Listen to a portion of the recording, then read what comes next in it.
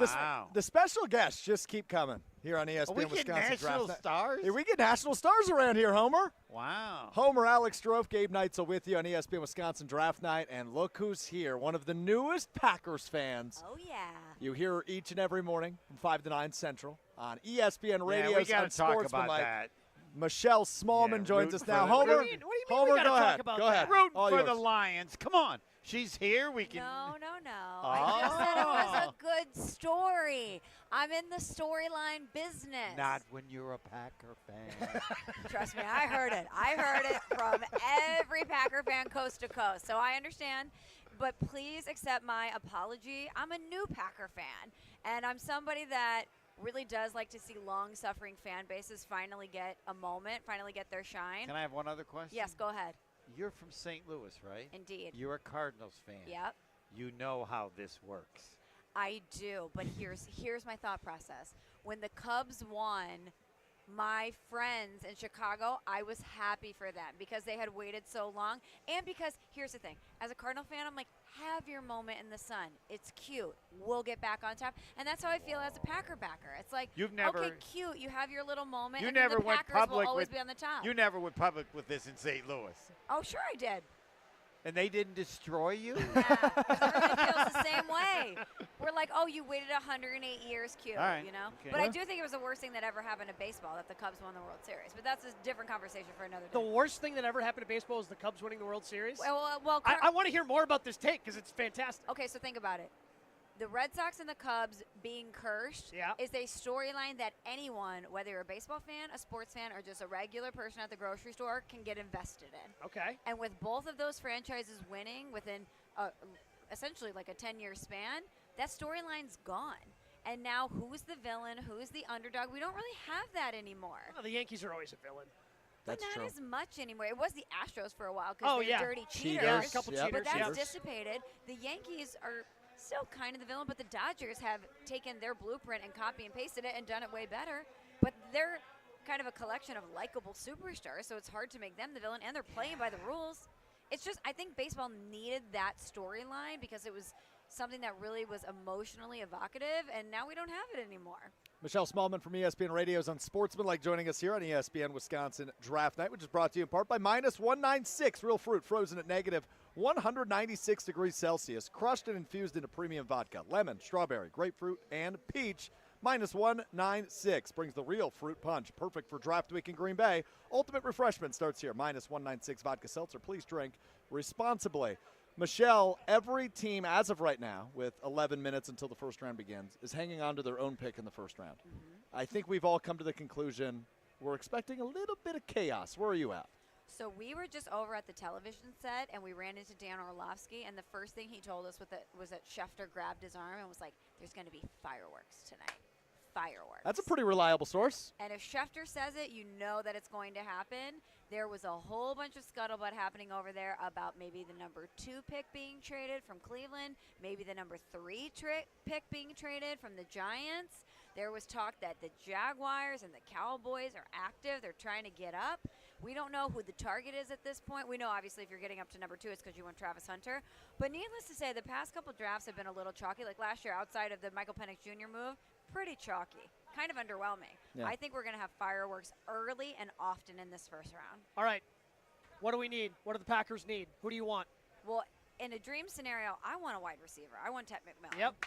Now, I don't think that's going to happen. Well, but okay. I got really excited for about a half second.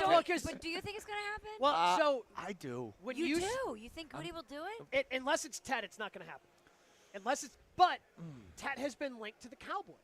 If the Cowboys are one of those teams that gets to move up, like honestly, since you told us that, like my mind has been going, okay, if the Cowboys go get Travis Hunter, they're not there at 12 to take Ted McMillan. Right. Maybe he can follow the Packers at 23.